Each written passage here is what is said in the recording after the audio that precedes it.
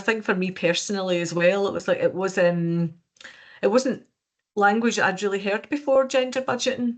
I mean, and so I was intrigued as well about, from my own perspective and my own learning about, what it could bring to me as a professional, as well as, what it could bring for the council and for women. Really strong ethos in terms of using a rights-based approach and looking at things from a feminist angle, which fits in really, really well with both Making Rights Real and with Foresight Women and Girls Group. Probably comment that there's acknowledged that there is a real gap in the data around a lot of the issues that face disabled women, particularly.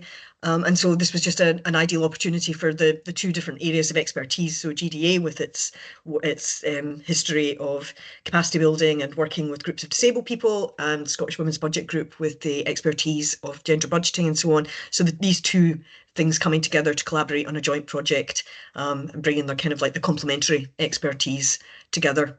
So we, at that point, then began to kind of work with more, just kind of garnering the views of disabled women and amplifying their voices. To collaborate with the Scottish Women's Budget Group, because you are the experts in gender budgeting and anything financial money related.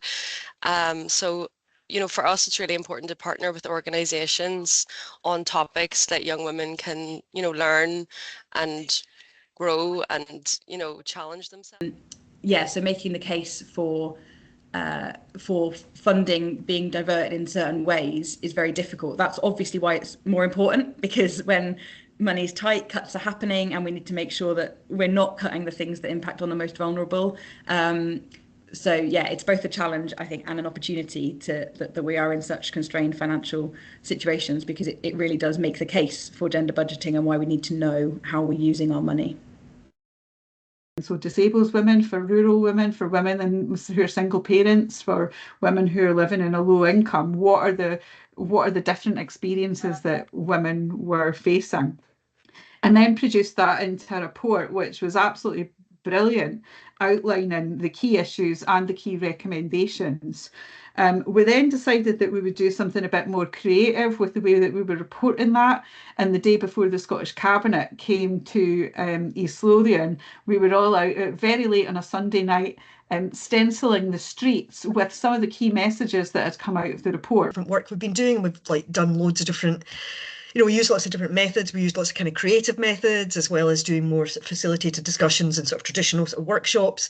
That meant that there was a real kind of mix of the activities and the different strands of work all coming together, which allowed people to kind of drop in and out, or it wasn't necessary that everybody was at every single session to really benefit from it. People could kind of come and go and still get a lot from it and understand. And again, that's down to a lot of the expertise of the Scottish Women's Budget Group, being able to, kind of take these very kind of theoretical and difficult concepts and break them down in ways that are very understandable and easy to. We invited you to come along and do a session as part of the development for the poverty plan, and it turned out to be a really, really useful way. And so it was a really surprising session, because the council is, or the partnership in general, is pretty balanced in terms of gender. I feel like we've got a lot of female decision makers,